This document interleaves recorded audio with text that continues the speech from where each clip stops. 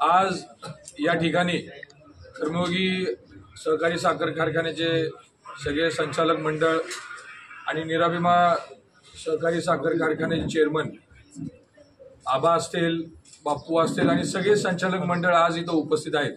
सर्वप्रथम सगळ्या मीडियाच्या लोकांचं आमच्याकडून सगळ्यांचं इथं स्वागत आहे। खरं म्हणजे आपल्याला सगळ्यांना माहिती आहे की 2024ची निवडणूक ही काही दिवसावर आणून थांबलेली आहे आणि त्याच अनुषंगाने ही पत्रकार परिषद आम्ही आज आयोजित केलेली आहे। कर्मयोगी सहकारी साखर कारखान्यामध्ये गेले 5 वर्ष जे संचालक मंडळ काम करते आणि निराभिमा सहकारी साखर कारखान्याचे जे संचालक मंडळ काम करते त्या अनुषंगाने 2700 रुपयेचा भाव आम्ही ह्या वर्षी या गळीत हंगामामध्ये जाहीर केलेला आणि पहिला हप्ता वेळेप्रमाणे 15-15 दिवसाला दोन्ही कारखान्यांनी साधारण एप्रिल ते मे महिन्याच्या अनुषंगाने आम्ही वेळेवर लोकांच्या खात्यामध्ये जमा केलेला आहे।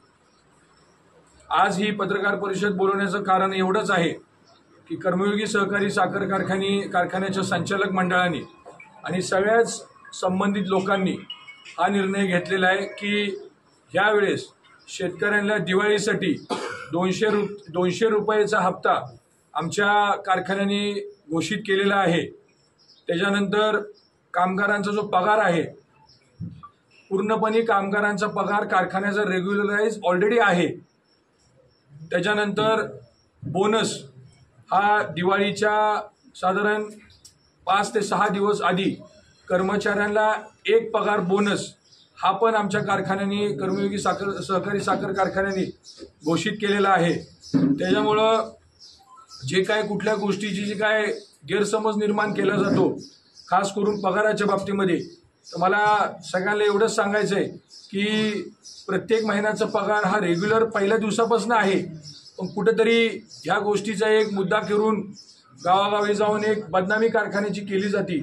तर मला जे बदनामी करणारी जी काय कारस्थान जे काय आहे केले गेलेलं आहे त्यांना एवढंच सांगायचं आहे की अशा चुकीच्या गोष्टी तुम्ही करू नका। शेवटी ही संस्था शेतकऱ्याची आहे, ही संस्था ह्या तालुक्याच्या गोरगरीब जनतेची आहे आणि नेहमीच या दोन्ही संस्थेनी अर्थकारण ह्या तालुक्याचं चांगल्या पद्धतीने हाताळलेलं आहे। त्यामुळं कर्मयोगी सहकारी साखर कारखान्याची जी काय ह्याच्या आधी जी काय अडचण होती ती अडचण बऱ्यापैकी आता कमी झालेली आहे आणि एका नवीन पर्वामध्ये हा कारखाना आता पुढे जाणार आहे। त्यामुळं जे काही चुकीच्या गोष्टी जे काय केल्या जातात, पगार काय आजच रेग्युलर नाही, पगार आधीपासूनच रेग्युलर आहे, त्याच्यामध्येच आम्ही एक गोष्ट ॲड करून दिवाळीसाठी एक बोनस पगार आम्ही आज घोषित करत आहोत।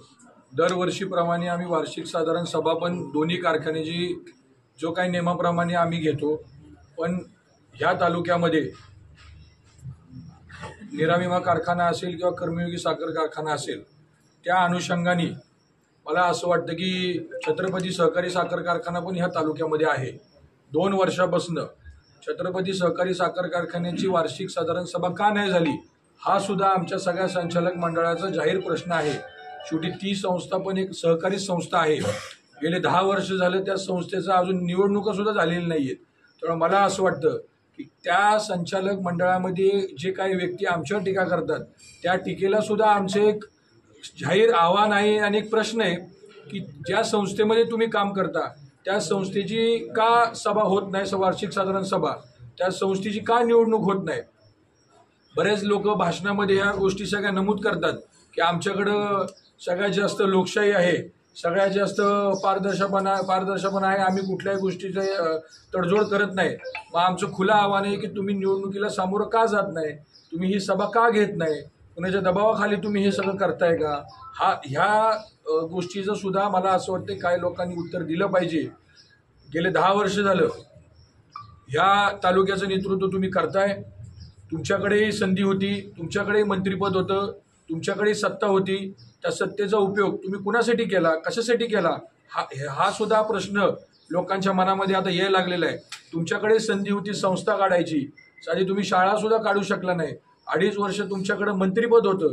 त्या मंत्रिपदाच्या काळामध्ये तुमच्याकडे दुग्ध विकास खातं होतं. का म्हणून तुम्हाला असं वाटलं नाही की ह्या तालुक्यामध्ये एक छोटीशी डेअरी मी ह्या तालुक्यामध्ये काढली पाहिजे? आम्ही डेअरी काढली, आमची डेअरी बंद कशी पडावी ह्या सुद्धासाठी ह्या लोकांनी प्रामाणिकपणे प्रयत्न केलेले आहे. हे सुद्धा जनतेला ह्या गोष्टी क्लॅरिटीने सांगितल्या पाहिजेत.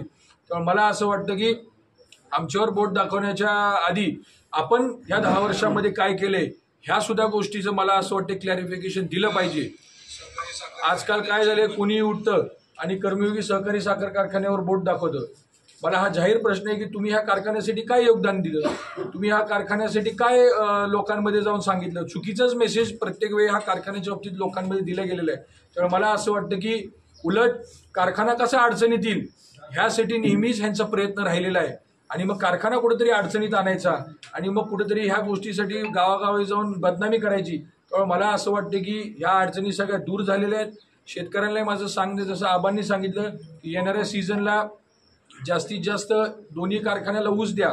खरं म्हणजे आपल्या तालुक्यामध्ये हेच पहिले 2 आपले कारखाने ज्यांनी दिवाळीसाठी हा दर जाहीर केलेला आहे. अजून कुठल्याही कारखान्याने आमच्या माहितीप्रमाणे अद्याप कुठलाही दिवाळीचा हप्ता जाहीर केलेला नाहीये, ना कुठल्या गोष्टीचं बोनस दिलेलं आहे. तर मला असं वाटतं की कुठेतरी ह्या गोष्टीचा पण विचार इंदापूर तालुक्याच्या गोरगरीब जनतेने केला पाहिजे. चौथा विषय असा आहे की तुम्ही म्हणता की कारखाना नीट चालवला नाही, कारखान्यामध्ये अडचण आणली. माझा हा जाहीर प्रश्न आहे की तुमचा ऊस कुठल्या कारखान्याला जातो? तुमच्या गावातला, तुमच्या शेतातला ऊस हा माझा प्रश्न आहे. हे सुद्धा उत्तर तुम्ही लोकांना दिलं पाहिजे की तुम्ही एका सहकारी संस्थेचे तुम्ही संचालक आहे, त्या संस्थेत तुम्ही चेअरमन होता, पण तुमच्या गावातला, तुमच्या शेतातला ऊस एका खाजगी कारखान्याला का जातो?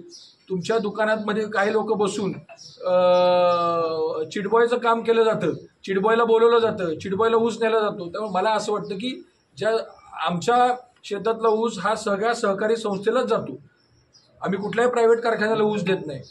मग असा लोकांनी समजायचं का की तुम्हाला ह्या तालुक्यातली सहकार संस्था बंद पाडायच्या आहेत? त्यामुळे मला असं वाटतं की बोलणं फार सोपं असतं. त्यामुळे मला असं वाटतं कुठेतरी ह्या गोष्टीचा विचार पण लोकांनी केला पाहिजे. दादा, निवडणूक डोळ्यासमोर ठेवून ह्या घोषणा केल्या असाही तुमचा आरोप होऊ शकतो, काय सांगा?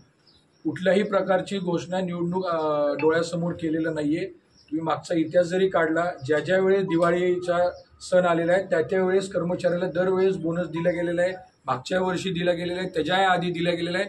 त्यामुळे मला असं वाटतं निवडणुकीच्या अनुषंगाने काही दिलं नाही. समजा निवडणूक आधी झाली असती, दरवेळेस तुम्ही बघितलं तर निवडणूक साधारण ऑक्टोबरच्या महिन्यामध्ये होती. आता निवडणूक नोव्हेंबरमध्ये गेली. त्यामुळे काही लोकांना वाटत असेल किंवा नोव्हेंबरमध्ये निवडणूक गेली म्हणून असं काही नाहीये. त्यामुळे कुठल्याही गोष्टीचा गैरसमज करून घेऊ नका.